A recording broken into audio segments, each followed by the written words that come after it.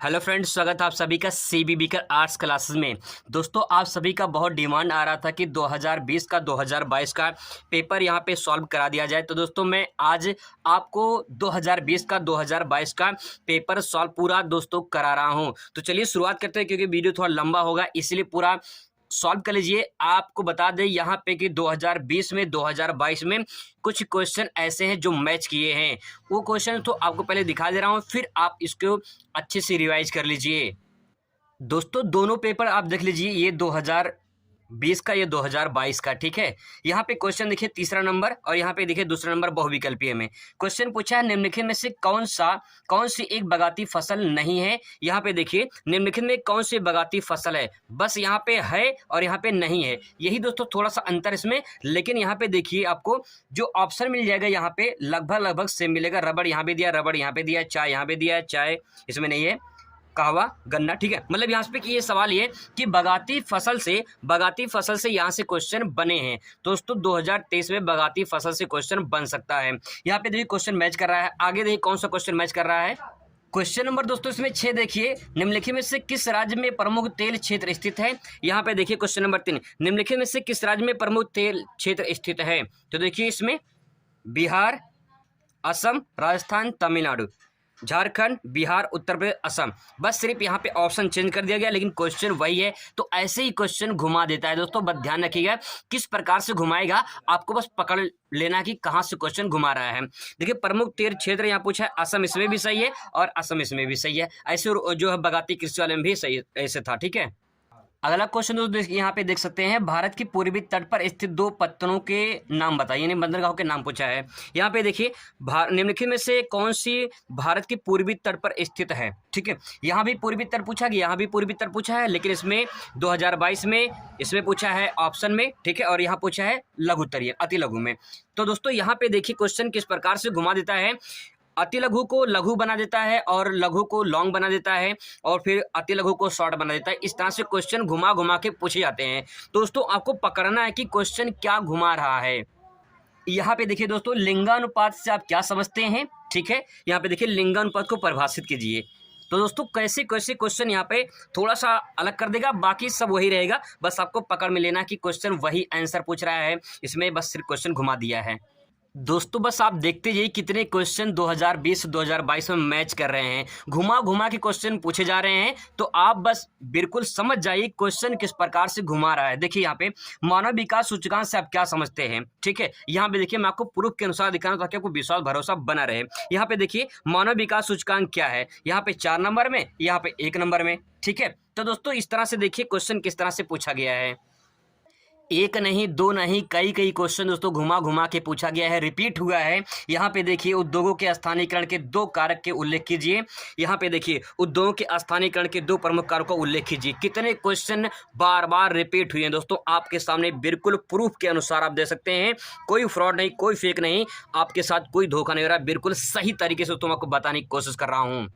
दोस्तों पूरा सलूशन मैं कराऊंगा, अभी पहले आप मैच करा लीजिए कितने क्वेश्चन मैच कर रहे हैं। इसके बाद मैं 2020 का 2022 का दोनों का आंसर आपको बताने वाला हूं अच्छे तरीके से, और ये भी बताऊं कैसे कॉपी आपको लिखना है। यहाँ पे देखिए भारत में अपभ्रक के वितरण की विवेचना कीजिए। यहाँ पे देखिए भारत में अपभ्रक के वितरण की विवेचना कीजिए।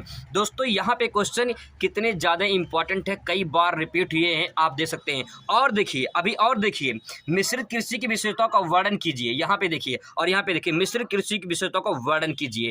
क्वेश्चन कितने ज्यादा दोस्तों रिपीट हुए हैं, आप खुद पूर्व के अनुसार देख सकते हैं। यहाँ पे देखिए दोस्तों कुछ मिलता जुलता क्वेश्चन दिखा रहे हैं। ग्रामीण और नगरीय दिवसों में अंतर पूछा है। यहाँ पे देखिए विस्तृत में ग्रामीण जनसंख्या के नगरों की ओर बड़े पैमाने पर होने वाले प्रव्रजन को रोकने के लिए 4 उपाय बताइए। ये दोस्तों क्वेश्चन अगर ध्यान से पढ़ेंगे ना, तो लगभग ये ग्रामीण नगरीय दिवसों में अंतर जो है ये लगभग सेम ही आएगा। थोड़ा सा अंतर देखने को मिलेगा, लेकिन यहाँ पे लॉन्ग में पूछा गया, यहाँ पे शॉर्ट में पूछा गया है, ठीक है। दोस्तों वही समझने वाली बात है क्वेश्चन किस तरह से पूछा जा रहा है। मानचित्र के भी क्वेश्चन रिपीट होते हैं दोस्तों, देख सकते हैं यहाँ पे एक क्वेश्चन है पे रिपीट हुआ, चावल का अग्रणी उत्पादक राज्य, सबसे अधिक चावल उत्पादक राज्य। इस तरह से तो क्वेश्चन पूछा जाता है, ठीक है। तो दोस्तों मैंने आपको दिखा दिया कि 2020 के 2022 के कितने सारे क्वेश्चन मैच कर रहे हैं। अब चलिए एक एक करके सोल्यूशन करते हैं। पहले 2020 का देखते हैं, फिर 2022 का आंसर भी देख लेते हैं। अब दोस्तों मैं आपको यही बता दूंगा कि कॉपी कैसे लिखना है।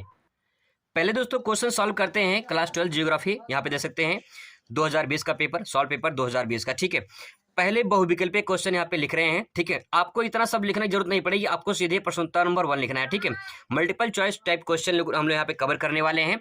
तो पहला क्वेश्चन यहाँ पे देखिए, जैसे यहाँ पे क्वेश्चन पूछा गया है 2020 का, देख सकते हैं। पहला क्वेश्चन यहाँ पे है, सुएज नहर जोड़ती है, तो इसमें जो राइट आंसर है लाल सागर और भूमध्य सागर को। दोस्तों को बता दें कि ये चैप्टर आपने जो ये चैप्टर है, ठीक है, ये चैप्टर कट चुका है, अब आपको ये नहीं पढ़ना है, लेकिन मैं आंसर बता दे रहा हूँ। ठीक है, जो आपके पेपर में पूछा गया है, ये क्वेश्चन पेपर में मतलब ये चैप्टर जो है कट चुका है। आगे देखिए क्वेश्चन, निम्नलिखित में से कौन सा विकास का सर्वोत्तम वर्णन करता है? तो विकास में सर्वोत्तम वर्णन करता है गुणों में धनात्मक वृद्धि। ठीक है, इसको आंसर को सिर्फ आपको इतना ही लिखना है, गुणों में धनात्मक वृद्धि। ऐसे आपको प्रश्नोत्तर नंबर 2 लिख देनी है, इसके बाद 2 का बा सही है, इसके बाद यहाँ पे सही का निशान लगा देना है। जैसे मैंने दोस्तों एक लाइन छोड़कर लिखा है, वैसे आप भी लिखिए, आपका भी आंसर बिल्कुल सटीक रहेगा। यही दोस्तों तरीका है लिखने का। ठीक है, बहुत सारे लोग होते हैं दोनों तो लाइन खींच लेते हैं, गलती मत करिएगा, नहीं तो आप अपनी गलती खुद कर रहे हैं, अपने पैर में कुल्हाड़ी मार रहे हैं। आपको एक ही लाइन खींचना है। ठीक है, यहाँ पे दोनों लाइन खींचने की जरूरत नहीं पड़ती है। अब देखिए क्वेश्चन नंबर दोस्तों यहाँ तीसरा देखिए, निम्नलिखित में से कौन सी एक बागाती फसल नहीं है? तो बागाती का मतलब ये होता है जो बागानों में की जाती है, जैसे कि रबड़ है, चाय है, कहवा है, मक्का जो है ये नहीं की जाती, तो उसमें राइट आंसर मक्का हो जाएगा। तो यहाँ पे देखिए तीसरे का आंसर क्या हो जाएगा, मक्का। ये भी दोस्तों को बता दें कि ये चैप्टर जो है, ये कृषि वाला जो चैप्टर है, ये चैप्टर कट चुका है। ठीक है, ये भी आपको कृषि वाला चैप्टर आपको नहीं पढ़ना है। आगे देखिए क्वेश्चन नंबर चौथा देखिए, चौथा नंबर क्वेश्चन दोस्तों यहाँ पे देखिए, निम्नलिखित में से कौन सा एक उद्योग अन्य उद्योगों के लिए कच्चे माल का उत्पादन करता है? तो कच्चे माल के रूप में आधारभूत उद्योग जो है ये राइट हो जाएगा, आधारभूत उद्योग जो है इसमें करेक्ट हो जाएगा। यहाँ पे इस तरह से लिख क्वेश्चन नंबर 4 का। आप प्रश्नोत्तर नंबर लिखिए, आंसर नंबर लिखिए, उत्तर संख्या लिखिए, कुछ भी लिखिए, लेकिन आपको यहाँ पे इस तरह से लिखना है। और यहाँ पे आधारभूत उद्योग सही हो जाएगा, चौथे का सा इस तरह सही कर देना है। दोस्तों भागना नहीं, आपके के अनुसार मैंने वीडियो बनाया है, तो आप पूरा वॉच कर लीजिए। ठीक है, आपको बहुत कुछ सीखने को मिलेगा और यहाँ बहुत कुछ क्वेश्चन फंसने वाला भी है। यहाँ पे देखिए क्वेश्चन नंबर 5, निम्नलिखित में से कौन सा एक समूह भारत में विशालतम भाषाई समूह है? तो इसमें राइट आंसर भारतीय आर हो जाएगा। ठीक है, भारतीय आर। यहाँ पे प्रश्नोत्तर नंबर 5 का बा सही है, भारतीय आर इस तरह लिख देंगे, सही का निशान लगा देंगे, बस आंसर आपका खत्म। ठीक है, मुश्किल से आपको इसको लिखने में पूरा का पूरा यहाँ तक लिखने में आपको 1 मिनट से ज़्यादा नहीं लगानी है। टाइम मैनेजमेंट दोस्तों ध्यान रखिएगा, बहुत ज़्यादा इंपॉर्टेंट होता है, आपको ज़्यादा टाइम नहीं लगाना है बहुविकल्पीय सवाल पे, सिर्फ ऐसे ही लिखना है। क्वेश्चन नंबर 6 देखिए, यहाँ पे ये हो गया। आगे देखिए, निम्नलिखित में से किस राज्य में प्रमुख तेल क्षेत्र स्थित है? तो यहाँ पे असम हो जाएगा। ठीक है, तो यहाँ पे दोस्तों आपको लिख देना है, यहाँ पे असम छठा का आंसर हो जाएगा और इस तरह से सही कर देना। ठीक है, आगे देखिए, प्रादेशिक नियोजन का संबंध किससे है? तो उसमें क्षेत्र विशेष के उपागम का ये जो है विकास उपागम, ये इसमें करेक्ट हो जाएगा। और मैं आपको बता दूं कि ये भी जो है यहाँ पे देख सकते हैं, ये भी इतना सही करना है। और बता दूं कि दोस्तों जो इंपॉर्टेंट मैंने क्वेश्चन करवाए ये बहुविकल्पीय क्वेश्चन मैं बता चुका हूँ। ठीक है, आगे देखिए क्वेश्चन नंबर यहाँ पे देखिए, ये भी चैप्टर आपका कर चुका है। दो देशों के मध्य व्यापार क्या कहलाता है? अंतर्राष्ट्रीय व्यापार कहलाता है। दो देशों के मध्य में जो व्यापार होता है उसे अंतर्राष्ट्रीय व्यापार कहते हैं। और 8वें का जो है अंतर्राष्ट्रीय व्यापार, ये भी चैप्टर जो है कर चुका है। ठीक है, अब दोस्तों बात करते हैं अति लघु उत्तरीय प्रश्न के, very short answer type question को बात करते हैं हम लोग। यहाँ पे पहला क्वेश्चन है, मानव भूगोल को परिभाषित कीजिए, डिफाइन ह्यूमन ज्योग्राफी। दोस्तों यहाँ पे आपको मानव भूगोल की परिभाषित करना है, तो यहाँ पे आपको लिखना इस तरह से है, एक छोटा सा हेडिंग डालना है। ठीक है, और यहाँ पे इस तरह से लिखना है, आपको अति लघु उत्तरीय प्रश्न लिखने की जरूरत नहीं पड़ेगी। ठीक है, मैंने लिख दिया है कि यहाँ पे इस तरह से लिख सकते हैं। प्रश्नोत्तर नंबर 9 है, 9 का मानव भूगोल, इस तरह से हेडिंग डाल देनी है।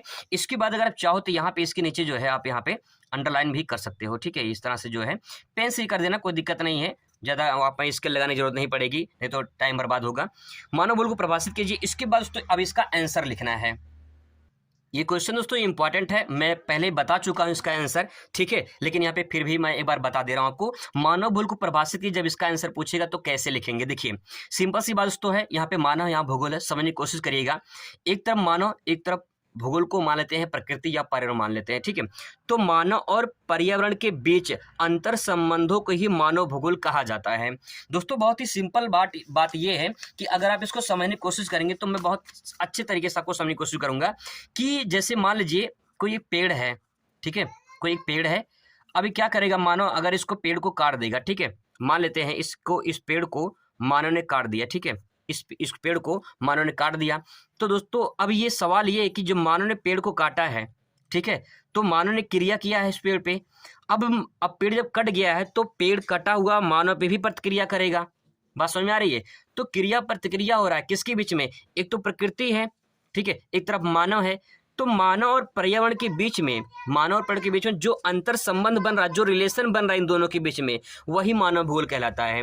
तो बस आपको इतना समझना है कि भूगोल में प्रकृति पृथ्वी के बारे में अध्ययन करते हैं। अब सवाल ये है कि यहाँ पे मानव जोड़ दिया गया है, तो मानव के बारे में और मानव जो पृथ्वी पर जो भी संसाधन है उनको जिस प्रकार से उपयोग कर रहा है, उपयोग करने में प्रकृति पे क्या प्रभाव पड़ रहा है, फिर इसके बाद मानव पे क्या प्रभाव पड़ रहा है, इसी बात को इसमें दोस्तों समझना हमें है। तो मानव भूगोल सिंपल 2 लाइन में ले सकते हो, मानव और पर्यावरण के बीच में जो अंतर संबंध होता है उसी को मानव भूगोल कहते हैं, ठीक है। अब दोस्तों इसके बाद रटजल के अनुसार, क्योंकि मानव भूगोल के जो जनक है वो रटजल है, ठीक है, इनकी परिभाषा तो आप लिखना होगा कैसे, रटजल के अनुसार। देखो आसानी से आप याद कर सकते हैं, बस समझने की कोशिश करिएगा।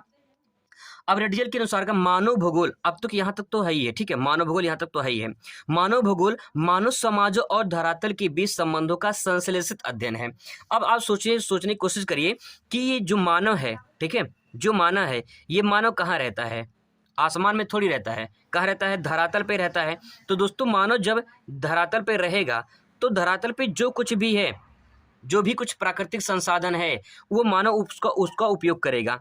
जब इसका उपयोग करेगा तो कहीं न कहीं मानव पे प्रभाव पड़ेगा, और मानव तो प्रभाव डाल ही रहा है पृथ्वी पर। भाई पृथ्वी पर जो मानव कर भूमि पर मानव जो फसल उगाया, ठीक है, वो फसल पैदा हो गया। अब सवाल ये कि मानव अपनी लालच के बस में रासायनिक खादों का प्रयोग करता है, तो कहीं न कहीं मिट्टी उर्वरा शक्ति कम होती है, तो कहीं न कहीं असर तो प्रभाव पड़ ही रहा है। तो ये सवाल है दोस्तों कि मानव अगर प्रकृति के साथ कुछ छेड़छाड़ करता है तो प्रकृति भी उसके साथ बदला लेती है। इसी के संबंध को कहते हैं मानव भूगोल। रटजल ने यही कहा कि जो मानव समाज हमारा है वो कहाँ रहती है? धरातल। इनके बीच में संबंध, संश्लेषित का मतलब होता है मिला होना, जुड़ा होना, क्योंकि मानव किससे जुड़ा है? पृथ्वी से, यानी धरातल से। बिना इसके जुड़ा तो मानव कुछ कर ही नहीं सकता है। तो संश्लेषित पे जोर दिया गया है। संश्लेषित मतलब होता है सिंथेटिक। सिंथेटिक मतलब क्या होता है कि मिला हो रहा, जुड़ना होता है, ठीक है। अब आगे देखिए दोस्तों, क्वेश्चन छोटा था इसीलिए मैंने छोटे में ही लिखा है, आपको ऐसे ही लिखना है, ज़्यादा बड़ा नहीं लिखना है, ठीक है, नहीं तो आपको टाइम बर्बाद होगा। अब अगला क्वेश्चन देखिए, लिंगा अनुपात से आप क्या समझते हैं? कैसे क्वेश्चन लिख सकते हैं, इस बात को समझने की कोशिश करिए। अगर दोस्तों ये प्रश्न आपके एग्जाम में फिर से रिपीट होता है तो कैसे लिखेंगे? लिंगानुपात को परिभाषित कीजिए। 1000 पुरुषों पर महिलाओं की जो संख्या होती है उसी को लिंगानुपात कहते हैं। मैंने बहुत ही सिंपल वर्ड में लिखा, कोई किताबी भाषा दोस्तों मैंने लिखा है, आपको आसानी से याद हो जाए वही दोस्तों बात मैंने यहाँ पे लिखा है। अगर आपको कुछ समझ में ना आए तो जब आप एग्जाम हॉल में बैठे रहना और लिंगानुपात एग्जाम में आ जाए तो आप यही देखना कि आपके क्लासरूम में कितने लड़कियां और कितने लड़के बैठे हैं, उनके जो अनुपात होगा लड़कों और लड़कियों का उसी को लिंगानुपात कहते हैं। इसे आसानी से समझ सकते हैं, रट्टा मत मारिए, आप समझ जाएंगे कि जो आपकी क्लास में जब बैठेंगे उसमें जब पेपर में आ जाएगा लिंगानुपात क्या है तो आप आसानी से समझ जाना कि इतने लड़कियां बैठी हैं, इतने लड़के बैठे हैं, उन दोनों का जो अनुपात होगा उसी को लिंगानुपात कहेंगे, ठीक है। आगे देखिए, इसका एक सूत्र होता है, इसको समझिए, लिंगानुपात बराबर स्त्रियों की संख्या बटे पुरुषों की संख्या गुणे 1000, ठीक है। स्त्री को ऊपर कर देना, पुरुष को नीचे कर देना, बटे यहाँ पे हो जाएगा और गुणे 1000 कर देना। आसानी से उसको आप समझ सकते हैं। दोस्तों क्वेश्चन देख सकते हैं, मानव विकास सूचकांक से आप क्या समझते हैं? दोस्तों इस क्वेश्चन को मैंने अपने लघुत्तरीय प्रश्न में ये बता चुका हूं कि मानव विकास सूचकांक क्या है, तो यहाँ पे मैं दोबारा टाइम बर्बाद नहीं कर रहा हूं क्योंकि टाइम बहुत कीमती इस टाइम पे आपका। तो अगर आप उस वीडियो को नहीं देखे तो देख लीजिए जरूर, क्योंकि यहाँ से क्वेश्चन बन सकते हैं। क्वेश्चन नंबर दोस्तों 12 देखिए, चतुर्थक सेवाओं का वर्णन कीजिए।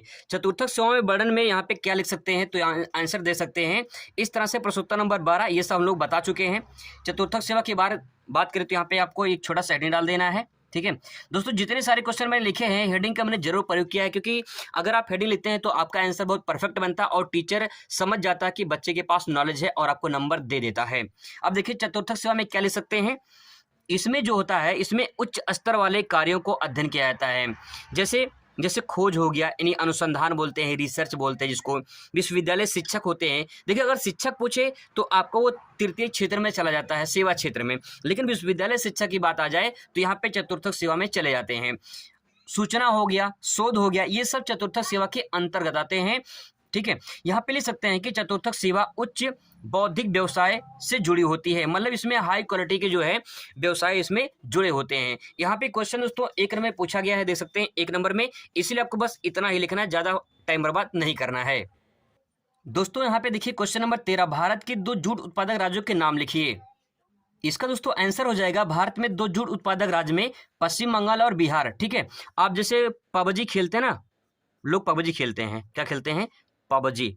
तो अगर आप ध्यान रखिएगा, पबजी खेलते हैं, तो अगर जूट उत्पादक अगर आपसे पूछ ले, ठीक है, तो ध्यान रखिएगा पबजी, प से पश्चिम बंगाल, बी से बिहार हो जाएगा। ठीक है, तो पबजी दोस्तों ध्यान रखिएगा, ये पब बहुत सारी लड़कियां होती है पब बनाती हैं, तो आप उसे भी ध्यान में रख सकते हैं कि 2 जूट उत्पादक राज्य में पश्चिम बंगाल और बिहार हो जाएगा। ठीक है, क्वेश्चन नंबर अगला देखिए यहाँ पे 14 नंबर, भारत के पूर्वी तट पर स्थित 2 पत्तनों या बंदरगाहों के नाम।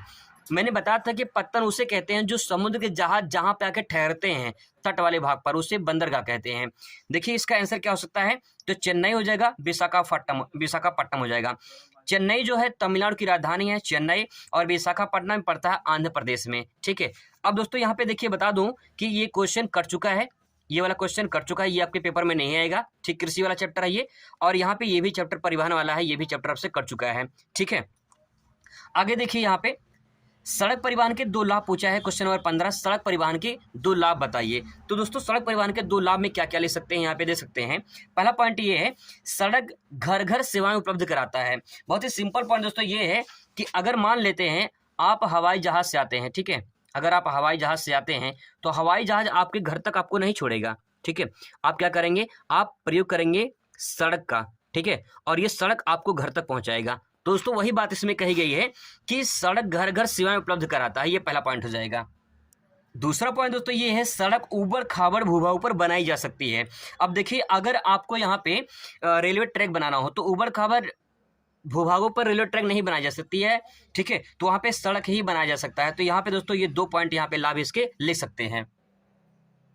क्वेश्चन नंबर दोस्तों 16 देखिए, उद्योगों के स्थानीयकरण के 2 कारक पूछा है। दोस्तों जितना पूछा गया है उतना ही मैं लिख रहा हूँ, उतना आपको बता रहा हूँ, और आप देख सकते हैं जितने सारे मैंने क्वेश्चन आपको बताए हैं वो ज़्यादा मैंने आपको नहीं बताया है, आप यहाँ पे दे सकते हैं। ठीक है, जितना मैंने लिख रहा हूँ आपको बस इतना ही लिखना है, इससे ज़्यादा नहीं लिखना फालतू का। 16 का आंसर देखिए यहाँ पे, 16 का आंसर है 2 पूछा है, उद्योग के स्थानीयकरण के 2 कारक। ठीक है, उद्योग क्यों स्थानीयकरण, मतलब एक स्थान से दूसरे स्थान पर क्यों चले जाते हैं, उसके पीछे क्या रीजन है।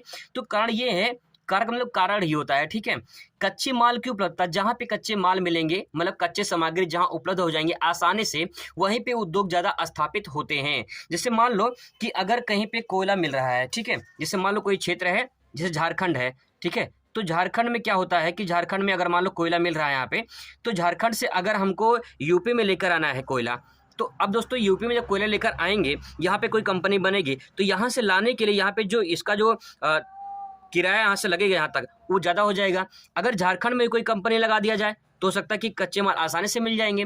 तो वही चीज़ होती है यहाँ पे कि कच्चे माल आसानी से उपलब्ध हो जाते हैं। दूसरा पॉइंट दोस्तों उसमें ले सकते हैं, परिवहन की सुविधा अच्छी होनी चाहिए। अगर परिवहन की सुविधा, मान लीजिए आपने कंपनी लगा दिया लेकिन वहाँ पे रोड वगैरह है ही नहीं, तो कैसे वहाँ पे कैसे ट्रांसपोर्ट करेंगे, क्योंकि कच्चे माल मतलब कि जो सामग्री होते हैं उन्हें मार्केट तो पहुँचाना भी है और जल्दी पहुँचाना है, आसानी से पहुँचाना है। तो भैया परिवहन नहीं रहेगा तो कैसे आप वहाँ पे अपना उद्योग स्थापित कर पाएंगे। ठीक है, तो ये कारण हो जाएगा इसका। दोस्तों जो मैंने आपको 13 नंबर क्वेश्चन बताया ये भी कर चुका है। ठीक है, 14 नंबर क्वेश्चन ये भी कर चुका है चैप्टर, आपसे पेपर में नहीं पूछा जाएगा। और यहाँ 15 नंबर जो क्वेश्चन चैप्टर है ये भी कर चुका है, ये भी पेपर में आपसे नहीं पूछा जाएगा।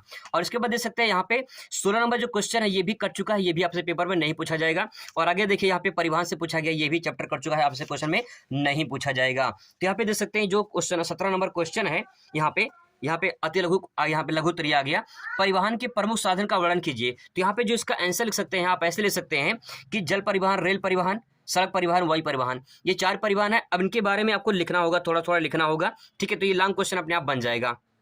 2020 का दोस्तों 18वां क्वेश्चन देख लीजिए। यहाँ पे भारत में अपभ्रक की वितरण की विवेचना कीजिए, 2022 में ही पूछा गया है, 4 नंबर में सवाल पूछा गया है, देख लीजिए। तो इसको कम से कम लिखना है, कम से कम आपको 1 पेज से ज़्यादा लिखना ही है। ठीक है, अब देखिए इसका आंसर कैसे लिख सकते हैं। भारत में अपभ्रक वितरण, सबसे पहले आपको ऐसा छोटा सा हेडिंग डाल देना है। ठीक है, और इसके बाद आपको थोड़ा सा इसके बारे में लिखना है, अपभ्रक के बारे में लिखना है। देखिए अपभ्रक माइका, इसको बोलते हैं माइका। ठीक है, आप माइका दोस्तों देखे हैं, आपको शायद याद नहीं आ रहा होगा, मैं आपको दिखा दे रहा हूँ। सबसे पहले देखिए माइका होता क्या है, आप बिजली के खंभे देखे होंगे ना, बिजली खंभे में जो आपको काले काले जो भूरे भूरे कलर के जो पत्थर दिखाई देते हैं बड़े बड़े जो लगे होते हैं, तार में बांध के लपेटे होते हैं, उसी को कहते हैं अभ्रक, माइका बोलते हैं। ठीक है, अब देखिए यहाँ पे क्या लिख सकते हैं। अभ्रक एक अधात्विक खनिज है। दोस्तों ध्यान रखिएगा, अधात्विक खनिज मतलब ये होता है जिसमें धातु की मात्रा नहीं होती है। यही कारण होता है कि विद्युत के खंभे में लगाए जाते हैं। अगर ये धातु होता तो उसमें करंट आता, तो इसीलिए दोस्तों यहाँ पे ये अधात्विक खनिज है। पहला पॉइंट आपको यही लिखना है कि अभ्रक एक अधात्विक खनिज है। दूसरा ये है कि यह पारदर्शी काले, पीले, भूरे, लाल रंग का होता है। आपने काले रंग का देखा होगा, भूरे और लाल रंग का नहीं देखा होगा, लेकिन काले रंग का जरूर देखा, भूरे रंग का भी आपने देखा होगा। ठीक है, आगे इस तरह से लिख सकते हैं। इसके बाद दोस्तों इसका उपयोग विद्युत कार्यों में, जैसे मैंने बताया बिजली खंभों में लगाए जाते हैं, वायुयान में, सजावट में, आभूषणों बनाने में प्रयोग किया जाता है। इसमें उच्च वोल्टेज की प्रतिरोधता होती है। ये सेंटेंस मैंने किताब से लिया है, आपको मैं इसको समझा दे रहा हूँ क्या होती है।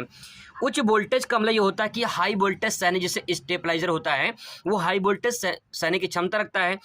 प्रतिरोधता मतलब रेजिस्टेंस जो लगे होते हैं उसमें। तो दोस्तों ये जो अभ्रक होता है, माइका जो होता है, इसको बड़े बड़े जो खंभे होते हैं आप देखे होंगे, बड़े बड़े खंभों में भी लगाए जाते हैं। इसका मतलब ये है कि बड़े बड़े खंभों में जो इसलिए लगाए जाते हैं क्योंकि उसमें रेजिस्टेंस यानी प्रतिरोधता की मात्रा ज़्यादा होती है, हाई वोल्टेज को भी सह सकता है, करंट पार नहीं होगा उसमें से, इसलिए इस पॉइंट दोस्तों मैंने यहाँ पे यूज किया है। ठीक है, आपको इस तरह से ये पॉइंट लिख सकते हैं अगर पेपर में आ गया तो। आगे देखिए, अभ्रक उत्पादक क्षेत्र आपको लिखना है। इसके बाद कहाँ कहाँ अभ्रक मिलता है। तो दोस्तों भारत में अगर बात, क्योंकि भारत की बात हो रही है, यहाँ पे देखिए भारत की बात हो रही है। अगर आपको ये क्वेश्चन लॉन्ग में पूछ ले तो दोस्तों ध्यान रखिएगा, आपको भारत का छोटा सा डायग्राम बना देनी है और उसके बाद जो है झारखंड, आंध्र प्रदेश जैसे राज्यों को दर्शा देनी है। ठीक है, अब देखिए इसमें क्या क्या लिख सकते हैं। अभ्रक उत्पादक क्षेत्र में झारखंड हो जाएगा, आंध्र प्रदेश हो जाएगा, राजस्थान हो जाएगा। झारखंड दोस्तों अभ्रक उत्पादन में प्रथम स्थान पर है। ये दोस्तों बहुविकल्पी में सवाल पूछ सकता है कि अभ्रक जो है कौन सा राज्य सर्वप्रथम उत्पादन में है, तो झारखंड जो है ये प्रथम स्थान पर है। इस क्षेत्र में जैसे कोडरमा है, हजारीबाग का पठार है, इस पेटी में अग्रणी है। मतलब ये कहना चाह रहे हैं कि झारखंड में कोडरमा, हजारीबाग का पठार पड़ता है, यहाँ पे अभ्रक ज़्यादा मिलता है। आप ऐसे भी लिख सकते हैं कि कोडरमा जो है, हजारीबाग का पठार जो है, यहाँ पे अभ्रक ज़्यादा मिलता है, झारखंड सबसे पहले स्थान पर है। आपको इतना लिखना है। ठीक है, अपनी भाषा में लिखिए, कोई दिक्कत नहीं है। उसके बाद दोस्तों आंध्र प्रदेश लिखना है। इस राज्य का स्थान दूसरा स्थान है, नेल्लोर पेटी प्रसिद्ध है। तो अब देखिए यहाँ पे आंध्र प्रदेश में नेल्लोर है, यहाँ पे हजारीबाग कोडरमा था झारखंड में, यहाँ पे नेल्लोर की पेटी है जो आंध्र प्रदेश में प्रसिद्ध है। ठीक है, राजस्थान में देखिए अभ्रक तीसरे स्थान पर है उत्पादन में, अभ्रक जो है उत्पादन में तीसरे स्थान पर राजस्थान है। और अजमेर भीलवाड़ा जैसा क्षेत्र जो है ये प्रसिद्ध है अभ्रक उत्पादन के लिए। तो दोस्तों कुछ ऐसे नाम भर देना है। आपको बता रहा हूँ 100% अगर ये पेपर में आ गया, अगर आप इतना लिख देंगे, छाप देंगे ना, तो 4 नंबर एग्जामिनर खुश होकर दे देगा। और अगर आप इन एक काम और कर देंगे, भारत का छोटा सा डायग्राम बना के आपको इन राज्यों को दर्शा देनी है। ठीक है, कहाँ कहाँ पे ये है, तो आपको उसको पूरा मैथ की तरह नंबर मिल जाएगा। यही अच्छा नंबर पाने का तरीका होता है। दोस्तों क्वेश्चन नंबर 19 देखिए, भारत के विदेशी व्यापार की प्रमुख विशेषताओं को उल्लेख कीजिए। ये चैप्टर आप में कर चुका है, इसलिए मैं इसको नहीं बता रहा हूँ, क्योंकि आप उन्हीं को तैयार करें जो आपके एग्जाम में पूछे जाएंगे। ठीक है, तो फालतू का टाइम बर्बाद करना इस पे। आगे देखिए, मानव स्वास्थ्य पर वायु प्रदूषण का प्रभाव की व्याख्या कीजिए। क्वेश्चन आपके चैप्टर में है, तो यहाँ पे इसको देख लेते हैं। आगे देखिए, यहाँ पे मानव स्वास्थ्य पर वायु प्रदूषण का प्रभाव। दोस्तों प्रदूषण वाला आप बना के कुछ ना कुछ जरूर लिख पाएंगे अगर आप थोड़ा मोड़ा जानते हैं। तो क्या करना है इसमें, वायु प्रदूषण मानव पे जीवन पे क्या प्रभाव पड़ता है, देखिए बार समझ लीजिए। केवल वायु प्रदूषण के कारण श्वसन तंत्रिका, रक्त संचार तंत्र को प्रभावित करता है। तो सिंपल सी बात यह है कि अगर वायु प्रदूषण बढ़ेगा तो कहीं कहीं सांस लेने में दिक्कत तो बढ़ेगी ही। ठीक है, तो अपनी भाषा में ऐसे लिखिए, तो किताबी भाषा मैंने कुछ जो है कुछ यहाँ पे कीवर्ड ले लिया है, तो आप लिख सकते हैं यहाँ पे कि वायु प्रदूषण के कारण सांस लेने में समस्या होती है या सांस लेने में दिक्कत होती है, जिससे हमारे रक्त संचार को प्रभावित करती है। आप ऐसे भी लिख सकते हैं, कोई दिक्कत नहीं, अपनी भाषा में लिख सकते हैं दोस्तों। आगे देखिए, सांस लेने में समस्या, दमा की बीमारी आदि घातक बीमारियां हो जाती हैं, तो आप ऐसे लिख सकते हैं सेंटेंस को। ठीक है, आगे देखिए, वायु प्रदूषण के कारण अम्लीय वर्षा होती है जो मानव स्वास्थ्य पर असर डालती है। दोस्तों ध्यान रखिएगा, अम्लीय वर्षा होती है वायु प्रदूषण के कारण, तो कहीं न कहीं मानव जीवन पर भी प्रभाव पड़ता है। अगर ये अम्लीय वर्षा मानव जीवन पर हुआ या मानव पर हुआ तो उससे त्वचा कैंसर, स्किन बीमारी बहुत सारी हो जाती हैं। ठीक है, यहाँ पे देखिए क्वेश्चन जो पूछा गया है ये वाला 4 नंबर पूछा गया है, इसीलिए मैंने उसको 4 पॉइंट यहाँ पे लिख दिया है। बस आपको इतना लिखना है जितना पूछा गया है, उससे फालतू टाइम बर्बाद नहीं करनी है। क्वेश्चन नंबर दोस्तों देखिए यहाँ पे मिश्रित कृषि की विशेषता का वर्णन कीजिए, 4 नंबर पूछा गया है, 21 नंबर क्वेश्चन है और ये भी क्वेश्चन रिपीट हुआ है तो इंपॉर्टेंट है। अब देखिए यहाँ पे आपको लगता होगा ये कृषि वाला चैप्टर है, नहीं, ये प्राथमिक क्षेत्र का चैप्टर वाला है, इसमें से ये चैप्टर कटा नहीं है, ध्यान रखिएगा। यहाँ पे मत समझिए कृषि लिखा है तो यहाँ पे ये चैप्टर कटा है, कटा नहीं दोस्तों, पूछा गया है, ठीक है, इंपॉर्टेंट है। देखिए मिश्रित कृषि की विशेषता लिखना है, तो सबसे पहले आप ये समझिए कि मिश्रित कृषि होती क्या है। इसलिए मैंने दोस्तों विशेषता में मैंने एक लाइन यहाँ पे लिख दिया है समझने के लिए। देखिए कृषि के साथ जब पशुपालन हो तो उसे मिश्रित कहेंगे। मिश्रित कृषि, मिक्स्ड एग्रीकल्चर, मतलब कि जब भाई कुछ सब कुछ मिला रहेगा उसमें, है ना, कृषि में जब कुछ सब कुछ मिला रहेगा तभी तो मिक्स बनेगा। तो यहाँ पे मिश्रित कृषि का मतलब ये होता है कि कृषि भी हो रही है, मतलब खेती तो हो रही है, और उसके साथ साथ जब पशुपालन भी हो तो दोस्तों इससे कहेंगे मिश्रित कृषि। अब ध्यान से बात को थोड़ा समझने की कोशिश करिएगा। जब कृषि होगी और पशुपालन दोनों साथ होगा तो पशुओं को चारे भी उपलब्ध कराए जाएंगे, और चारा कहाँ होगा, कृषि में होगा। तो दोस्तों कहीं न कहीं इन दोनों का मिला जुला रूप होता है, तभी जाके इसको मिक्स्ड एग्रीकल्चर बोलते हैं, मिश्रित कृषि बोलते हैं। इसको देख सकते हैं, इस प्रकार की कृषि अधिकतर विकसित देशों में की जाती है, जैसे पश्चिमी यूरोप, यूएसए, कनाडा आदि देशों में की जाती है। तो दोस्तों ये जो मिश्रित कृषि होती है ये बड़े पैमाने पर होती है और विकसित देशों में होती है, तो उस बात को ध्यान रखिएगा। पश्चिमी यूरोप जैसे कि स्पेन हो गया, फ्रांस हो गया, जर्मनी हो गया, ठीक है, इटली हो गया, यहाँ पे दोस्तों जो है आपका ये पश्चिमी यूरोप में होती है। यूएसए यानी संयुक्त राज्य अमेरिका लिखा हुआ है, कनाडा, ठीक है। आगे देखिए दूसरा नंबर, मिश्रित कृषि में बोई जाने वाली जो फसल होती है, जैसे गेहूं है, जौ है, मक्का है और चारे होती हैं। चारे मतलब जो पशुपालन के लिए जो चारे उगाई जाती हैं वो चारा यहाँ पे हो गया, ठीक है। अगला पॉइंट देखिए, कृषि के साथ पशुपालन जैसे भेड़ है, सूअर है, बकरी है, मवेशी का मतलब गाय, बैल, भैंस भी इसमें आ जाती है, ठीक है। तो दोस्तों ये जो मवेशी इसमें होते हैं, गाय बैल ज़्यादा आते हैं इसमें, ठीक है। आगे देखिए, पशुओं का जो पालन होता है वो दूध और भेड़ के बाल के लिए होता है ज़्यादातर, ताकि जो है अपने व्यवसाय को अच्छे से जीवन यापन कर सकें, ठीक है। अगला पॉइंट है, मिश्रित कृषि में कृषकों की कुशलता योग्य मिश्रित कृषि के मुख्य विशेषता है। मतलब ये दोस्तों कि जो मिश्रित कृषि की जाती है इसमें जो किसान होते हैं, कृषक मतलब किसान, जो किसान होते हैं वो कुशल होना चाहिए। ऐसा नहीं है कि जो है अनकुशल हो या फिर जो है अर्धकुशल हो तो आके वो जो है अपना मिश्रित कृषि करे, ऐसा नहीं है। कुशल श्रमिक होना चाहिए, यानी कुशल कृषक होना चाहिए और योग्य होना चाहिए। योग्य का मतलब भैया योग्य होना चाहिए, ठीक है। ऐसा नहीं कि हाँ बिना योग्यता आके चले गए, ठीक है, ऐसा नहीं होना चाहिए, योग्यता होनी चाहिए। मिश्रित कृषि की मुख्य विशेषता है। ये 5 पॉइंट दोस्तों मैंने बता दिया है, इस 5 पॉइंट को आपको ध्यान में रखना है। क्वेश्चन हम दोस्तों 22 से भी कट चुका है, इसीलिए इस क्वेश्चन को हम लोग यहाँ प्रैक्टिस नहीं करेंगे, क्योंकि विश्व व्यापार संगठन आधारभूत कार्य में कौन कौन से ये चैप्टर कट चुका है। आगे देखिए, ग्रामीण नगरीय अधिवासों में अंतर, हाँ ये क्वेश्चन इंपॉर्टेंट है, इसको हम लोग प्रैक्टिस जरूर करेंगे।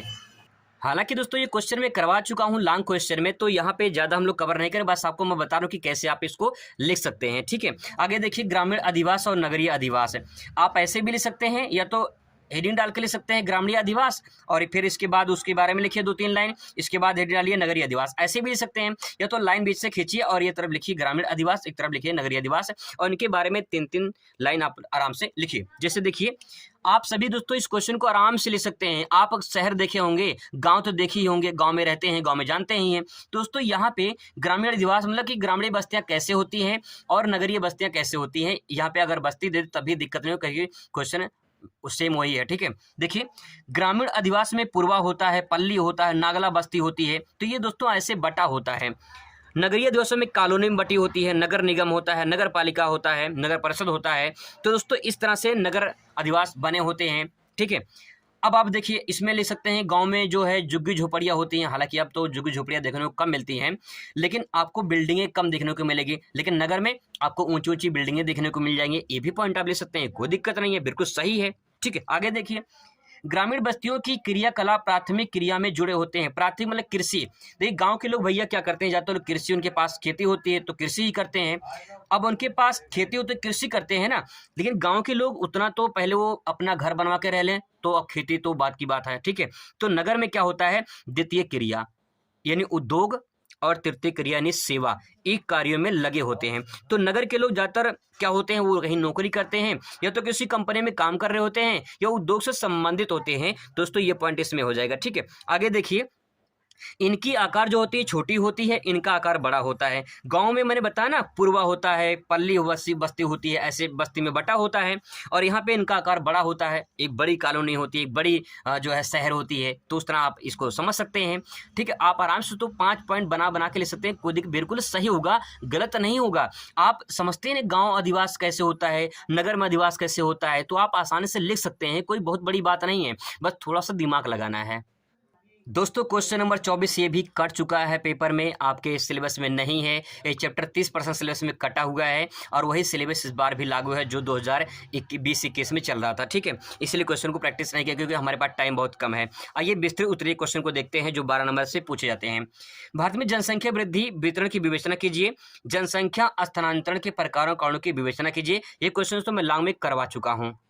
दोस्तों यही क्वेश्चन देख सकते हैं जो यहाँ पे लिखा गया है, और यही क्वेश्चन यहाँ पे देखिए जो मैंने लॉन्ग क्वेश्चन में करवाया था। देखिए यहाँ पे जनसंख्या स्थानांतरण के प्रकारों और कारणों की विवेचना कीजिए। तो दोस्तों ये क्वेश्चन हो चुका है, इसलिए इसको प्रैक्टिस नहीं करेंगे। लॉन्ग क्वेश्चन आप प्रैक्टिस कर लीजिए एक बार, वहाँ से आपका कवर हो जाएगा। ठीक है, ये भी दोस्तों जनसंख्या वृद्धि वितरण की विवेचना की ये भी क्वेश्चन हो चुका है। यहाँ देख सकते हैं जनसंख्या वृद्धि के बारे में मैंने यहाँ बताया था, और जनसंख्या के वितरण के बारे में देखिए यहाँ पे ये दोस्तों मैंने यहाँ पे आपको बता दिया था। ठीक है, तो लॉन्ग क्वेश्चन में हो चुका है, अगर आप उसे प्रैक्टिस नहीं की तो प्रैक्टिस कर लीजिए वहाँ से। आगे दोस्तों यहाँ पे सूती बस उद्योग से संबंधित यहाँ पे क्वेश्चन पूछा गया, ये भी चैप्टर आप में कट गया है, इस सिलेबस में नहीं है। अगर आपको विश्वास ना हो तो दोस्तों आप सिलेबस उठा के चेक कर सकते हैं, upmsp.edu.in यानी उत्तर प्रदेश माध्यमिक शिक्षा परिषद की वेबसाइट पे आप देख सकते हैं सिलेबस, वहाँ पे आपको सिलेबस पूरा मिल जाएगा। ऐसा नहीं कि मैं कराने के चक्कर में जैसे नहीं करवा रहा हूँ, ये दोस्तों कट चुका है, इसलिए मैं आपको टाइम बर्बाद नहीं कर रहा हूँ। ठीक है, आगे देखिए यहाँ पे विकासशील देशों में नगरीय अधिवासियों की समस्या का वर्णन कीजिए। ये क्वेश्चन दोस्तों ये अथवा करके पूछा गया, तो उसमें से आप एक लिख सकते हैं। ठीक है, आगे देखिए मानचित्र के बारे में पूछा गया है, तो मानचित्र रिव्यू में पूरा मानचित्र में करवा चुका हूं, ये पूरा का पूरा मानचित्र हो चुका है। दोस्तों 2020 का क्वेश्चन यहाँ पे पूरा हो चुका है। अब हम लोग बात करेंगे 2022 का।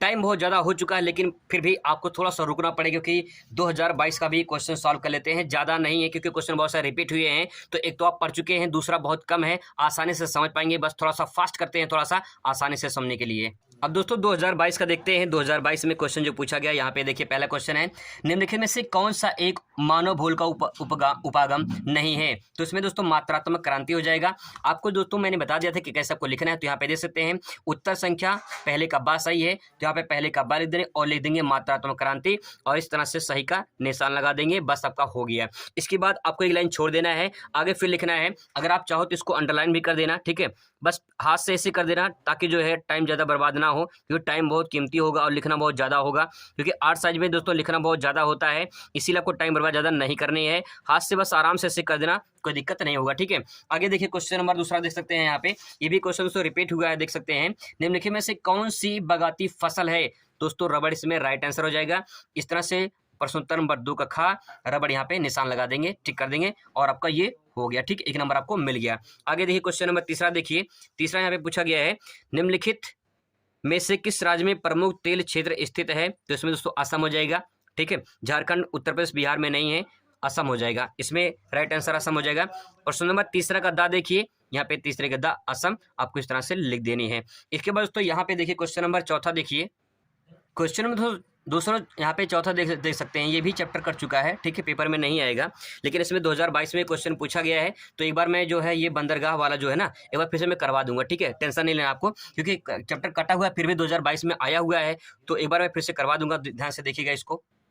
इसमें दोस्तों पूछा गया है कि पूर्वी तट पर स्थित बंदरगाह है कौन सा है। तो दोस्तों आपको बता दें कि पूर्वी तट का मतलब जैसे भारत का ये पोर्शन है, आप देख सकते हैं, मैं थोड़ा सा आपको बता दूं ताकि आपको जो है समझने में आसानी हो जाए। ठीक है, ये दोस्तों पूरब है और ये पश्चिम है। ठीक है, अब यहाँ पे जो बंदरगाह है ये पश्चिमी तट पर आ जाएंगे, यहाँ पे जो बंदरगाह रहेंगे पूर्वी तट पर आ जाएंगे।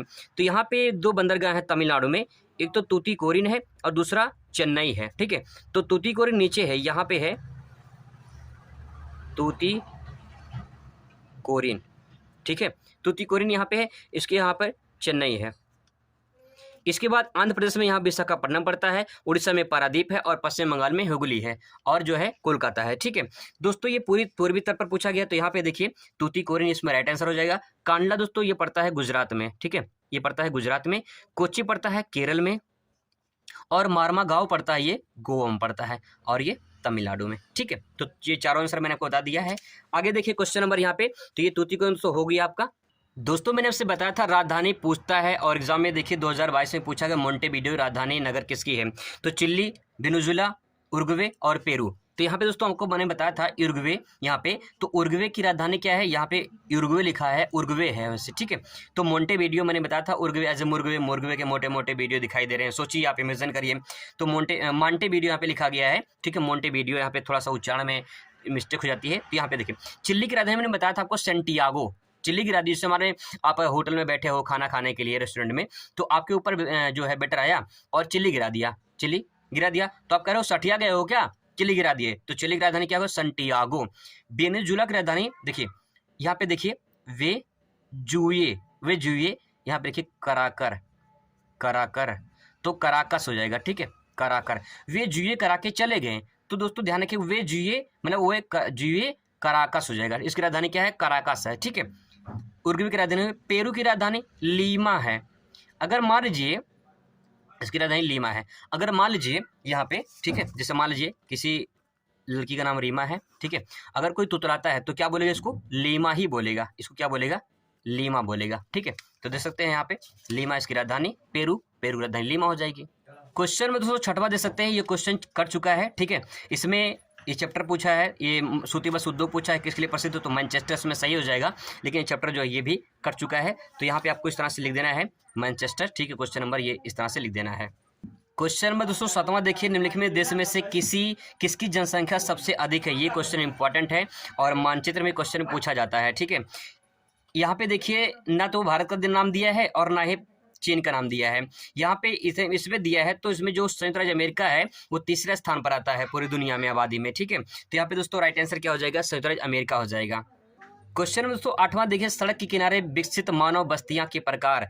तो ये क्वेश्चन भी रिपीट हुआ है, मैंने आपको बताया था इसके बारे में, रेखी हो जाएगा। यहाँ पे देखिए क्वेश्चन नंबर इस तरह से आपको लगा देना। इस तरह दोस्तों अगर आप लिखेंगे तो आपको पूरा नंबर मिलेगा बहुविकल्पीय में, आपका एक नंबर भी कटेगा नहीं अगर आप ऐसे करके आएंगे तो। अब दोस्तों बात करते हैं अति लघु उत्तरीय प्रश्न के, very short answer type question की बात करते हैं। क्वेश्चन नंबर 9 देखिए, मानव भूगोल के अध्ययन के 2 उपागम। दोस्तों इसका आंसर देखिए, यहाँ पे इसका जो आंसर है ना इसी में पेपर में दिया गया है। ठीक है, इसका आंसर देखिए यहाँ पे दिया गया है, मानव भूगोल के उपागम। ठीक है, नहीं है तो इसमें दोस्तों ये वाला जो सही, ये सही है, बाकी 3 तो है ही है ना। तो यहाँ पे देखिए यही क्वेश्चन यहाँ बहुविकल्पीय में पूछा गया था और यहाँ पे देखिए अतुलगम में पूछा गया है कि 2 उपागम किसके, मानव भूगोल के। तो वहां से 2 आंसर आप ले सकते हैं। तो आंसर देखिए यहाँ पे क्षेत्रीय विभिन्नता हो जाएगा और अन्वेषण और वर्णन हो जाएगा। तो 2 यहाँ से मैंने लिख दिया है। अगला क्वेश्चन दोस्तों देख सकते हैं, जनसंख्या घनत्व से आप क्या समझते हैं, 2 नंबर में सवाल पूछा गया है। तो ये क्वेश्चन में दोस्तों मैं बता चुका हूँ, फिर भी मैं आपको फिर से रिपीट करा दे रहा हूँ। ठीक है, यहाँ पे देख सकते हैं, जनसंख्या घनत्व को प्रभावित कीजिए। अगर ये क्वेश्चन आता है तो आप अपने मन से कैसे लिखेंगे इसे, देखिए प्रति वर्ग किलोमीटर पे निवास करने वाले व्यक्तियों की संख्या को जनसंख्या घनत्व कहते हैं। अब मान लीजिए कोई एक क्षेत्र है, ठीक है, कोई एक क्षेत्र है और मान लीजिए कोई एक क्षेत्र है, ये 1 किलोमीटर एरिया है मान लेते हैं। ठीक है, इस 1 किलोमीटर एरिया में जितने व्यक्ति निवास करेंगे उसी को जनसंख्या घनत्व कहा जाएगा। ठीक है, पॉपुलेशन डेंसिटी। अब यहाँ पे देखिए जनसंख्या घनत्व की बात करें तो प्रति वर्ग किलोमीटर पे निवास करने वाले व्यक्तियों की जो संख्या होती है उसी को जनसंख्या घनत्व कहते हैं। इसका सूत्र निकालने के लिए जो है, मतलब इसको निकालने के लिए सूत्र होता है जनसंख्या घनत्व बराबर जनसंख्या बटे क्षेत्रफल। जनसंख्या को ऊपर कर दीजिए, क्षेत्रफल को नीचे कर दीजिए। ठीक है, एग्जाम्पल में समझ सकते हैं, जैसे मान लीजिए किसी भी क्षेत्र की, यहाँ पे देखिए जनसंख्या ऊपर है, तो मान लीजिए किसी भी क्षेत्र की जनसंख्या 1000 है। ठीक है, और मान लीजिए उसकी क्षेत्रफल जो है वो 10 किलोमीटर एरिया है, तो इसको जब काटेंगे तो आएगा 100 व्यक्ति। मतलब कि दोस्तों 1 किलोमीटर एरिया में कितने व्यक्ति रहते हैं, 100 किलोमीटर, मतलब 100 व्यक्ति रहते हैं।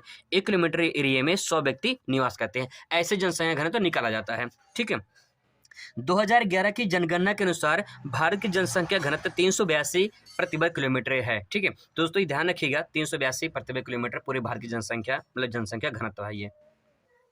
अगला क्वेश्चन दोस्तों रिपीट हुआ है, लिंगानुपात को परिभाषित कीजिए। और मैंने आपको लिंगानुपात के बारे में अभी जस्ट बताया है, तो यहाँ पे देखिए वही क्वेश्चन यहाँ पे रिपीट हुआ है। ठीक है, क्वेश्चन नंबर अगला देखिए, बागायती कृषि की 2 विशेषताओं को उल्लेख कीजिए। तो दोस्तों यहाँ पे बागाती कृषि का मतलब होता है जो रोपड़ कृषि होती है, जो बागानों में की जाती है। ठीक है, जैसे देखिए पहला पॉइंट यहाँ पे 2 ही पॉइंट लिखा है, 2 ही पॉइंट पूछा है, 2 ही पॉइंट लिखेंगे, ज़्यादा नहीं लिखेंगे। ठीक है, यह कृषि बड़े क्षेत्रों में बागानों में की जाती है, पहला पॉइंट हो जाएगा। बड़े क्षेत्रों में किया जाता है, ठीक है, बड़ी पूंजी लगती है इसमें, तो अगला पॉइंट हो जाएगा। इसमें अधिक पूंजी लगती है, श्रम भी अधिक लगता है, तकनीकी और उच्च प्रबंधन की आवश्यकता होती है। दोस्तों ये 2 पॉइंट लिख सकते हैं, क्योंकि जो वाणिज्य कृषि होती है या बागाती कृषि होती है या रोपड़ कृषि होती है, ये बात एक ही है। बागाती कृषि का मतलब होता है जो रोपड़ कृषि होती है, या रोपड़ कृषि को व्यावसायिक कृषि भी कहा जाता है। तो जितनी सारी कृषि मैं बता रहा हूँ ये सब एक ही नाम है, और ये कृषि बड़े क्षेत्रों में होती है, बागानों की तरह की जाती है। बागानों का मतलब होता है ना, जैसे कि बाग होते हैं ना, बाग देखा हुआ, लाइन से क्यारी बनी होती है, जैसे यहाँ पे पेड़ लगे होते हैं ना, जैसे यहाँ पेड़ लगे होते हैं, तो लाइन से ऐसे पेड़ लगे होते हैं, और यहाँ पे इस तरह से जो पेड़ लगे होते हैं, ये लाइन से ऐसे पेड़ लगे होते हैं, तो ये लगता है जैसे कि बाग की तरह बना हुआ है, तो बागानों में की जाती है, ऐसे ही इसको बागाती कृषि कहा जाता है। क्वेश्चन नंबर दोस्तों 13 देखिए, भारत में कोयला उत्पादक के किन्हीं 2 प्रमुख क्षेत्रों का नाम लिखिए। जितना पूछा गया उतना ही लिखेंगे, 2 प्रमुख क्षेत्रों का नाम ही लेंगे। भारत में कोयला उत्पादक के 2 प्रमुख क्षेत्र में आप झारखंड पहले लिखिए, झारखंड और उड़ीसा। ठीक है, झारखंड उड़ीसा दोस्तों ये जो है इसमें ज़्यादातर कोयला उत्पादक क्षेत्र यहीं पे होता है, तो ये आपको 2 पॉइंट यहाँ पे लिख देना है। क्वेश्चन नंबर दोस्तों 14 देखिए, प्राकृतिक पर्यावरण की व्याख्या कीजिए। 2 नंबर का सवाल है, इसलिए तो आपको ज़्यादा नहीं लिखना है, बस आपको 2 लाइन ही लिखनी है। ठीक है, देखिए क्या लिख सकते हैं, क्योंकि क्वेश्चन भी वही पूछा गया है, प्राकृतिक पर्यावरण की व्याख्या कीजिए। ठीक है, देखिए क्या है इसमें, भूमि, जल, वायु, पेड़ पौधे एवं जीव जंतु मिलकर, ठीक है, प्राकृतिक पर्यावरण बनाते हैं। दूसरे शब्दों में लिख सकते हैं कि पृथ्वी पर उपस्थित उन सभी जैविक अजैविक तत्वों का जो योग होता है उसी को प्राकृतिक पर्यावरण कहते हैं। दोस्तों जो है फिजिकल इन्वायरमेंट जो है, ठीक है, जो फिजिकल इन्वायरमेंट है उसमें दोस्तों भूमि, जल, वायु, पेड़ पौधे, जीव जंतु यही सब मिलकर क्या बनाते हैं, प्राकृतिक पर्यावरण बनाते हैं। जब मानव इसमें हस्तक्षेप हो जाए तो ही मानव भूल कहलाता है। ठीक है, तो यहाँ पे दोस्तों प्राकृतिक पर्यावरण पूछा हुआ है, जो नेचुरल, मानव कोई हस्तक्षेप नहीं है भाई, भूमि, जल, वायु, पेड़ पौधे, जीव जंतु ये सब जो है ये सब मिलकर प्राकृतिक पर्यावरण बनाते हैं, और इसी को हम कह सकते हैं प्राकृतिक पर्यावरण। बहुत सिंपल, 2 लाइन में आराम से लिख सकते हैं इसको।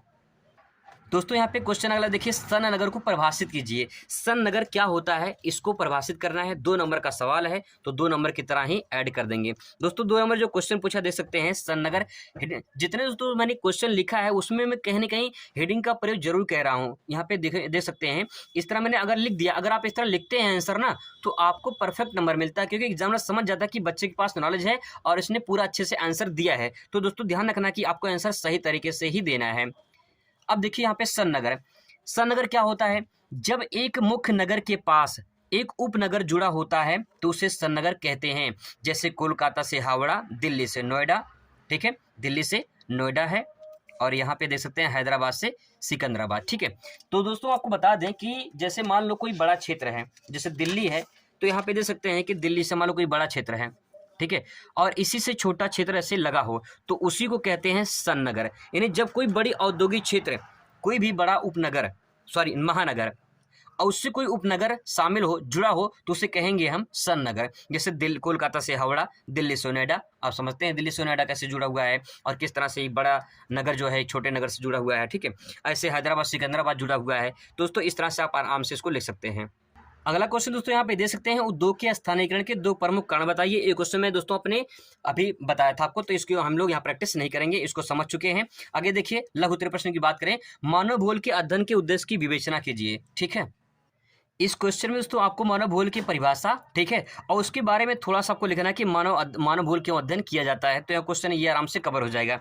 ठीक है, आगे देखिए मानव विकास सूचकांक क्वेश्चन पूछा गया है, इसको भी हम लोग पढ़ चुके हैं। ये भी क्वेश्चन पूछा गया है, भारत में जनसंख्या वितरण को प्रभावित करने वाले कारकों की विवेचना कीजिए, ये भी क्वेश्चन पढ़ चुके हैं। यहाँ पे देखिए जनसंख्या प्रवास को प्रभावित करने वाले कारकों की उल्लेख कीजिए, ये भी क्वेश्चन पढ़ चुके हैं हम लोग। भारत में अभ्रक वितरण अभी पढ़े हैं, ठीक है, मिश्रित कृषि भी अभी पढ़े हैं। अब देखिए यहाँ पे क्वेश्चन है, मानव भूगोल के प्रकृति में विशेष क्षेत्र का वर्णन कीजिए, ये क्वेश्चन दोस्तों यहाँ पे पूछा गया लॉन्ग में। ठीक है, और ये क्वेश्चन मैंने आपको बताया था ग्रामीण नगरीय वाला, ये भी पढ़ चुके हैं हम लोग। तो यहाँ पे फटाफट हम देख लेते हैं मानव भूगोल के प्रकृति में विशेष क्षेत्र, क्योंकि क्वेश्चन यहाँ पे इंपॉर्टेंट है और लॉन्ग क्वेश्चन यहाँ से पूछा गया है। ठीक है, और यहाँ पे देख लीजिए ये भी क्वेश्चन दोस्तों हम लोग पढ़ चुके हैं लॉन्ग क्वेश्चन में, ठीक है, पढ़ चुके हैं, और ये क्वेश्चन भी हम लोग यहाँ पे पढ़ेंगे। ठीक है, लॉन्ग क्वेश्चन कितने पेज में लिखना है तो ये भी आपको पता चल जाएगा। पहले यहाँ पे देख लीजिए कैसे इसको क्वेश्चन को लिखेंगे। मानव भूगोल के प्रकृति विषय क्षेत्र पूछा गया है, तो सबसे पहले आपको प्यारा सा हेडिंग डालना है मानव भूगोल, और पहले इसके बारे में थोड़ा सा लिखना है। तो मानव भूगोल के बारे में हम लोग पढ़ चुके हैं। देखिए, मानव भूगोल मनुष्य और पर्यावरण के बीच होने वाले परिवर्तनों एवं अंतर संबंधों के अध्ययन को मानव भूगोल कहते हैं। ठीक है, रटजल के अनुसार अभी हम लोग पढ़ चुके थे। रटजल ने कहा है कि मानव भूगोल मानव समाजों और धरातल के बीच संबंधों का संश्लेषित अध्ययन है। ये मानव भूगोल में कहा गया है, रटजल ने कहा है। आगे देखिए, यहाँ पे हेडिंग डालेंगे मानव भूगोल की प्रकृति। ठीक है, अब दोस्तों इसको समझने के लिए आप थोड़ा सा समझने की कोशिश करिए। यहाँ पे क्या इसमें कहना चाह रहे हैं, इस क्वेश्चन में कहना चाह रहे हैं कि मानव भूगोल की प्रकृति से आशय, ठीक है, मानव भूगोल की जो प्रकृति है इससे आशय क्या है? आशय है विज्ञान और कला पक्ष से लगाया जाता है। तो जो प्रकृति है ये विज्ञान और कला पक्ष से लगाया गया है। यहाँ पे जो बातें कहना चाह रहे हैं कि विज्ञान भी है और कला दोनों है, ये भूगोल मानव भूगोल के बारे में बात कही जा रही है। मानव भूगोल प्राकृतिक पर्यावरण और मानव निर्मित सांस्कृतिक पर्यावरण के अंतर संबंधों का अध्ययन है। दोस्तों यहाँ पे जो बात है ये कहा जा रहा है कि मानव भूगोल के प्राकृतिक पर्यावरण और मानव निर्मित सांस्कृतिक पर्यावरण, मतलब कि जो मानव भूगोल है ये प्राकृतिक पर्यावरण, पहला पॉइंट। दूसरा है मानव निर्मित सांस्कृतिक वातावरण। सिंपल सी बात समझने की कोशिश करेगी, प्राकृतिक वातावरण को सांस्कृतिक वातावरण से जोड़ा गया है, और जोड़ा कौन है? मानव ने, तो मानव भूगोल हो गया। तो ये दोस्तों प्रकृति इसकी है। आगे देखिए, अगला पॉइंट यहाँ पे लिख सकते हैं कि जो भौतिक पर्यावरण है। अब सवाल यह है कि जो मैंने आपको यहाँ बताया था, आप यहाँ पे दे सकते हैं, जो मैंने आपको यहाँ पे बताया है अभी दे सकते हैं यहाँ पे, कि यहाँ पे प्राकृतिक पर्यावरण या भौतिक पर्यावरण, ठीक है, बात देखिए है। यहाँ पे प्राकृतिक पर्यावरण और सांस्कृतिक पर्यावरण दोनों को समझने की कोशिश करते हैं। तो यहाँ पे देखिए, पहले यहाँ पे भौतिक पर्यावरण के बारे में 2 लाइन लिख देंगे कि क्या है ये। भौतिक पर्यावरण या प्राकृतिक पर्यावरण की बात करें तो भू आकृति इसमें आ जाएगा। भू आकृति का मतलब कि भूमि की अलग अलग आकृति। आकृति का मतलब कहीं पर्वत है, कहीं पठार है, तो कहीं मैदान है, ये भू आकृति हो गई। भू आकृति मतलब भूमि की बनावट। मृदा देखिए, जलवायु, वायु, नदी, पर्वत, पठार, जल, वनस्पति, समस्त प्राणी जाति सम्मिलित किए जाते हैं। भौतिक पर्यावरण का मतलब कि इसमें मानव का कोई हस्तक्षेप नहीं है, मानव ने ये सब नहीं बनाया है, ये सब प्राकृतिक है, ठीक है, ये सब नेचुरल है। तो कहीं न कहीं ये भौतिक पर्यावरण के अंतर्गत आते हैं। अब मानव इनको जब यूज करेगा तो कहीं न कहीं प्रभाव तो पड़ेगा ही। आगे देखिए, यहाँ पे सांस्कृतिक पर्यावरण के निर्माण मानव द्वारा प्रकृति प्रदत्त संसाधनों को उपयोग करके किया गया है। यानी जो सांस्कृतिक वातावरण है इसका निर्माण किसके द्वारा किया गया? मानव द्वारा किया गया है। और जो प्राकृतिक शक्तियां हैं, जो प्राकृतिक में संसाधन है, उन्हीं का प्रयोग करके किया गया है। जैसे मान लो ये जो पेन बनाया गया है, ये पेन कैसे बना है? तो ये पेन, ये कॉपी जो बना हुआ है, ये कहेंगे प्राकृतिक संसाधन का उपयोग करके मानव ने अपनी आवश्यकताओं की पूर्ति के लिए इसका उपयोग कर दिया है, इसको बना दिया है, तो इसको हम लोग उपयोग कर रहे हैं। अब यहाँ पे देखिए, आप एक हेडिंग डालेंगे मानव का प्राकृतिकरण। इसी दोस्तों, इसी को निश्चयवाद भी कहा जाता है। ठीक है, यहाँ पे आगे देखने को मिलेगा कि निश्चयवाद क्या है। प्रकृति मानव पर जब अपना पूर्ण नियंत्रण कर लेती है तब वह अवस्था मानव का प्रकृतिकरण कहलाती है। सिंपल वर्ड में दोस्तों मैंने लिखा है, क्वेश्चन बहुत ही ज़्यादा छांट के मैंने लिखा है, कहीं से कोई किताबी भाषा से नहीं उठाया है, आपको आसानी से समझ में आ जाए इसलिए मैंने अच्छी कंटेंट देने की कोशिश किया है।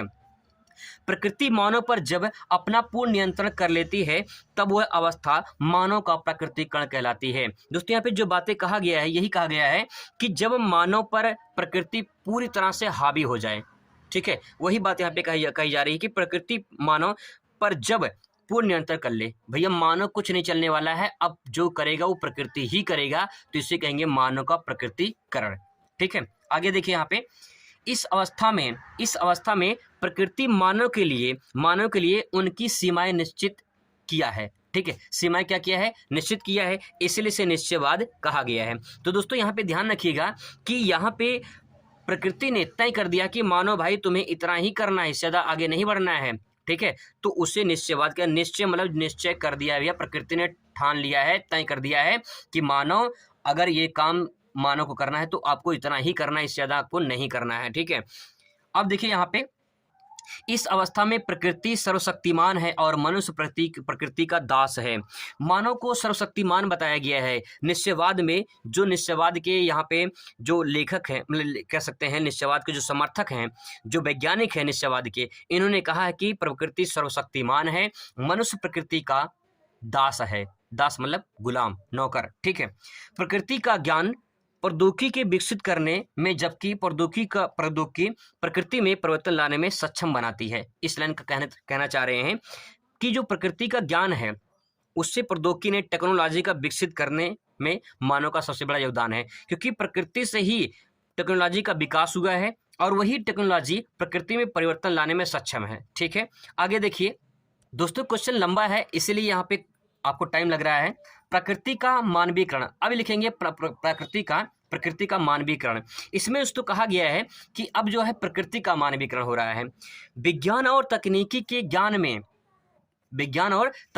ज्ञान ने प्राकृतिक शक्तियों को समझने में मदद किया है, बहुत ज़्यादा मदद किया है। जैसे जैसे साइंस बढ़ता चला गया, टेक्नोलॉजी बढ़ती चली गई, कहीं न कहीं प्राकृतिक शक्तियों को समझने में मदद मिलता चला गया। जैसे मान लो कैसे अनुमान लगा लेते हैं मौसम विभाग वाले कि अगले 2 दिन में बारिश होने वाली है, किस प्रकार से, तो कहीं न कहीं विज्ञान साइंस बढ़ा है तभी तो पता लगा लेते हैं कि बारिश होने वाली है 2 दिन में। तो कैसे, कहीं न कहीं साइंस बढ़ी है, टेक्नोलॉजी बढ़ा है, जिससे प्राकृतिक शक्तियों को समझ पाते हैं, ठीक है। समय का पासा पलटा और प्रौद्योगिकी ने, टेक्नोलॉजी ने मानव के प्रकृति को दासता को मुक्त करा दिया। जैसे जैसे समय बीतता गया, टेक्नोलॉजी बढ़ती गई, मानव ने क्या किया, मानव ने प्रकृति को जो दास था, यानी दासता जो गुलाम था, उससे मुक्त करा दिया। कौन? मानव की टेक्नोलॉजी, मानव की प्रौद्योगिकी ने। मानव अपनी बौद्धिक क्षमता और कार्यकुशलता, दोस्तों मैंने पैराग्राफ चेंज करके बहुत ज़्यादा लिखा है क्योंकि क्वेश्चन लंबा था, इसीलिए आपको इस तरह से लिखने में बहुत अच्छा लगेगा और आसानी से आप कंटेंट तैयार कर लेंगे। मानव अपनी बौद्धिक क्षमता, कार्यकुशलता और तकनीकी की ज्ञान के आधार पर नदी पर बांध बना दिया, पर्वतों को काटकर सुरंग बना दिया, समुद्र तटों पर बंदरगाह बना दिया, अंतरिक्ष में आदि जो कार्य संभव बना दिया है, तो इसीलिए इसे संभववाद कहा जाता है। 2 क्वेश्चन तो यहाँ से बन सकते हैं, संभववाद क्या है और निश्चयवाद क्या है, इसको आपको ध्यान में रखना है। आगे दोस्तों यहाँ पे देखिए लास्ट पॉइंट यहाँ पे दे सकते हैं, मानव भूगोल के विशेष क्षेत्र कौन कौन से हैं।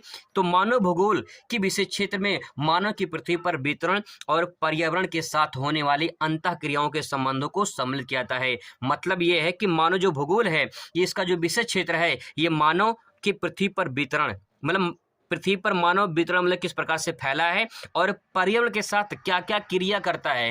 जैसे मान लो अगर हम लोग भारत में हैं, कोई अमेरिका में होगा, कोई चीन में होगा, कोई जर्मनी में होगा, कोई इटली में होगा, तो वहाँ पे वहाँ के लोग वहाँ के पर्यावरण पे प्रभाव डालते होंगे, है ना। तो यहाँ के लोग यहाँ पे प्रभाव डाल रहे हैं। तो सवाल यही है कि पृथ्वी पर जिस प्रकार से मानव वितरण है, फैला हुआ है, उसी प्रकार से पर्यावरण पे वो अंतःक्रिया करता होगा। इसी को संबंध को मानव विशेष क्षेत्र कहा गया है। यहाँ पे 2 पॉइंट इसमें ले सकते हैं कि जो मानव भूगोल के विशेष क्षेत्र है, इसमें सांस्कृतिक भूगोल, राजनीतिक भूगोल, नगरीय भूगोल, सामाजिक भूगोल, आर्थिक भूगोल आते हैं। इनके बारे में अगर 2-2, 3-3 लाइन लिखेंगे तो आपका 1 पेज और चला जाएगा। अब दोस्तों लाइन क्वेश्चन देखिए, 1 पेज ये मैंने आपको बता दिया, ठीक है, 1 पेज ये बता दिया और 1 पेज दोस्तों यहाँ पे दे सकते हैं और 1 पेज मैंने आपको यहाँ बता दिया। 3 पेज में दोस्तों मैंने लॉन्ग क्वेश्चन बता दिया है। अगर ये क्वेश्चन जो यहाँ पे है, अगर इसको लिख देंगे तो 4 पेज में आपका आराम से हो जाएगा। दोस्तों इस तरह से क्वेश्चन आपको लिखना है। अब यहाँ पे जो 2022 का मैंने आपको बताया था क्वेश्चन, इसका भी मैपिंग हम लोग कवर कर चुके हैं, ठीक है, यहाँ पे कवर कर चुके हैं, ठीक है। अब दोस्तों टाइम बहुत ज़्यादा हो चुका है, इसलिए यहाँ पे क्वेश्चन को विराम देते हैं।